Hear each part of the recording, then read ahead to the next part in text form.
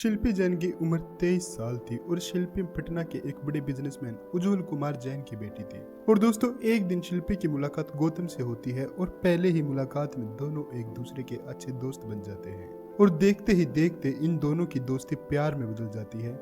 ये दोनों प्यार को रिश्ते में बदलना चाहते थे, लेकिन उनका ये सपना सिर्फ सपना बनकर रह जाता है, क्योंकि 3 जुलाई 1999 की रात शिल्पी जैन और गौतम सिंह की लाश कार के अंदर मिलती है। हर किसी को जानने की इच्छा थी कि आखिर इन दोनों की हालत किसने की है, मगर सच्चाई क्या थी कोई नहीं जानता था और ना ही आज तक कोई जान पाया। क्योंकि दोस्तों, इन दोनों की लाश मिलने के तुरंत बाद ही पटना पुलिस ने बिना किसी पोस्टमार्टम के इन दोनों की मौत को सुसाइड बता दिया।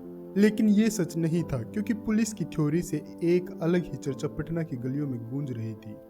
चर्चा के मुताबिक 2 जुलाई 1999 को शिल्पी जैन अपनी कंप्यूटर क्लास जाने के लिए घर से निकलती है। घर से निकलने के बाद शिल्पी जैन को रास्ते में एक लड़का मिलता है। ये लड़का कोई और नहीं बल्कि गौतम सिंह का एक करीबी दोस्त ही था, जिसे शिल्पी जैन भी काफी अच्छे से जानती थी।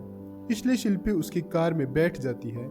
कार कुछ देर तक तो शिल्पी जैन के कोचिंग सेंटर की तरफ बढ़ती है, मगर कुछ आगे जाकर वह लड़का कार को दूसरी तरफ मोड़ लेता है। कार को दूसरे रास्ते पर जाते देख शिल्पी उस लड़के से पूछती है कि तुम मुझे कहाँ ले जा रहे हो, जिसके बाद वो लड़का जवाब में कहता है कि हम वाल्मीकि गेस्ट हाउस पर जा रहे हैं, जहां गौतम तुम्हारा इंतजार कर रहा है। लेकिन गेस्ट हाउस में कोई गौतम सिंह मौजूद नहीं था और कहीं से गौतम को इस बात की जानकारी लग जाती है कि शिल्पी को एक लड़का कार से वाल्मीकि गेस्ट हाउस लेकर जा रहा है और वो अपनी मारुति जैन कार लेकर गेस्ट हाउस की तरफ जाने लगता है। गौतम सिंह को अच्छे से मालूम था कि वाल्मीकि गेस्ट हाउस बड़े बड़े नेताओं का अयाशी का अड्डा है।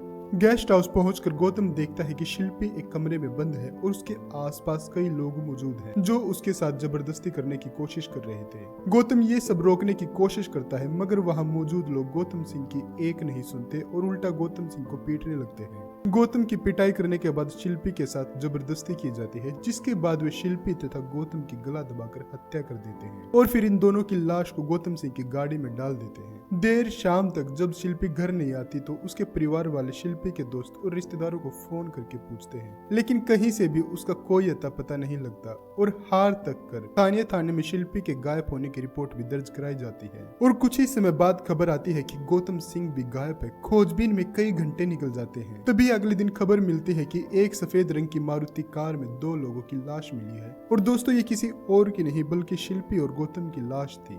पुलिस के पहुंचने के कुछ ही देर बाद वहां पर लालू यादव के साले शादू यादव भी पहुंच जाते हैं। देखने में लग रहा था कि शिल्पी को बुरी तरह से जूतों से पीटा गया था और इसी बीच एक कांस्टेबल उस कार को खुद ही चलाकर थाने तक लाता है। लेकिन होना तो ये चाहिए था कि कार से सबूत इकट्ठा करे या फिर कार को दूसरी क्रेन की मदद से खींचकर थाने लाया जाए।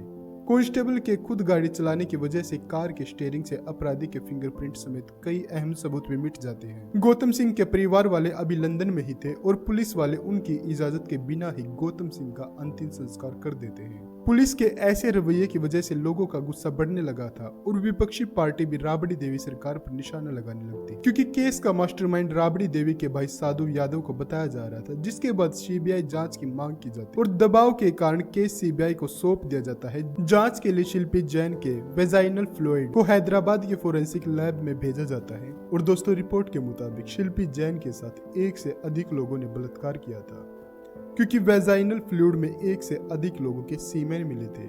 रिपोर्ट के आने के बाद जब सीबीआई साधु यादव के डीएनए की जांच की मांग करती है, मगर साधु यादव डीएनए जांच से साफ इनकार कर देता है। अगर सीबीआई चाहती तो कोर्ट में साधु यादव को डीएनए सैंपल देने के लिए मजबूर कर सकती थी, मगर सीबीआई ऐसा कुछ नहीं करती, बल्कि सीबीआई द्वारा कहा जाता है कि उसे जांच में कुछ नया नहीं मिला। जांच से यह बिल्कुल साफ है कि शिल्पी जैन और गौतम सिंह ने जहर खाकर ही आत्महत्या की है, जिसके बाद लोगों के द्वारा सवाल उठाए जाते हैं कि अगर उन दोनों ने सुसाइड किया तो फिर रिपोर्ट के मुताबिक शिल्पी जैन के शरीर पर जो 1 से अधिक व्यक्ति के सीमेन के सैंपल मिले थे तो वे कहां से आए।